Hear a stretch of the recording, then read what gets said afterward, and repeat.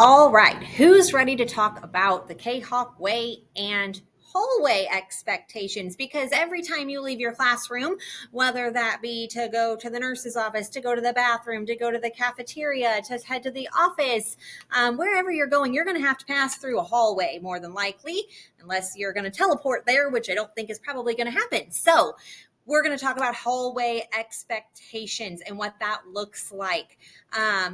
Hallway expectations, your hands are at your side. You don't need to be running your hands along the wall and touching everything. A lot of the teachers and the students hang things in the wall or outside their classrooms, and we don't want to mess up their displays. So please, your hands are at your side. They're not touching the walls. They're not touching the person in front of you, and they're not touching the person behind you or anybody else passing down the hallway. They're at your sides. Your eyes are forward. Okay, what that means is I'm not turned around if I'm in line talking to somebody else or looking at somebody else. I need to look where I'm going because that's where I'm headed. Okay, so look where you're going. You're going straight. You're forward. Your eyes are forward. Your head is forward. That's where you're headed. So please make sure that your hands are to your side. Your eyes are forward. Low speed. Whether you're traveling with your class or you're traveling by yourself through the hallway, we have a low speed. So nobody's going to be taking off running down the hallway.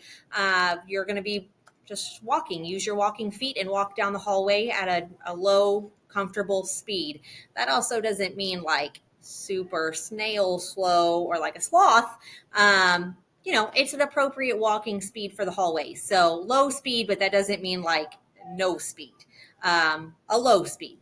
And your voice is low. Again, I talked about it in one of the other videos, and if you haven't watched that video yet, or you just need a reminder, other people are in class when you're passing through the hallway.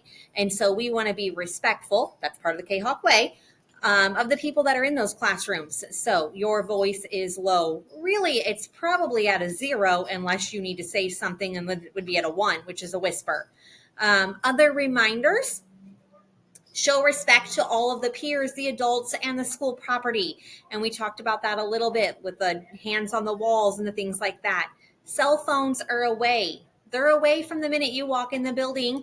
They're powered off. They're put in your backpack, and then they're stored in your locker unless your teacher has somewhere else for you to store them. So you wouldn't have them out in the hallway because those are already powered off and put away. So if you have to run out to your locker, that is not an opportunity for you to pull your cell phone out and start doing things on it. Nope, it's still put away, it's powered off.